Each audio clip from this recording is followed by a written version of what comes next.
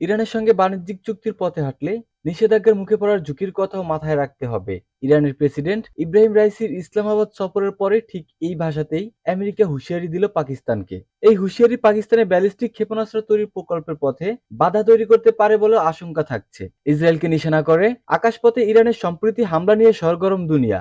এরপরে রাইসির 3 দিনের পাকিস্তান সফরে 8টি দ্বিপাক্ষিক সমঝোতাপত্র স্বাক্ষরিত হয়েছে। তারপরে আমেরিকান পররাষ্ট্র দপ্তরের মুখ্য উপসচিব বেদান্ত পাটেল এক সংবাদ বৈঠকে বলছেন, গণবিধ্বংসী অস্ত্র কেনার নেটওয়ার্কের বিস্তার যেখানেই ঘটবে আমরা সেখানেই বাধা দেব এবং ব্যবস্থা নেব।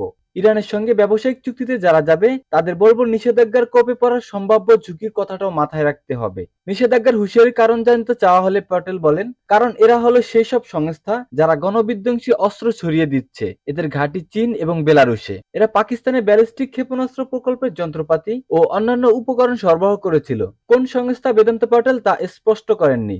জানুয়ারিতে পাক বালুচিস্তানে ক্ষেপণাস্ত্র ও ড্রোন হামলা চালায় ইরান। তারা জানিয়েছিল জঙ্গি গোষ্ঠী জইশ আল আদলের ঘাঁটি ধ্বংস করতেই ওই হামলা। একদিনের মধ্যেই ইরানের সীমান্ত পেরিয়ে পাল্টা হামলা চালায় পাকিস্তান। সেই আবহে শাহবাজ শরীফের নতুন সরকারের গঠনের পরে আচমকাই ইরানের প্রেসিডেন্ট সস্ত্রীক সফর করলেন পাকিস্তানে। যৌথ সাংবাদিক বৈঠকে শাহবাজ কাশ্মীর প্রসঙ্গে টানতে চাইলেও সাড়া দেননি রাইসি। তবে দুই দেশে জানিয়েছে বেশ কিছু বিষয়ে সমন্বয় বাড়ানোর সিদ্ধান্ত নেওয়া হয়েছে। সেই ঘোষণা আমেরিকার কাছে নিঃসন্দেহে অস্বস্তিকর।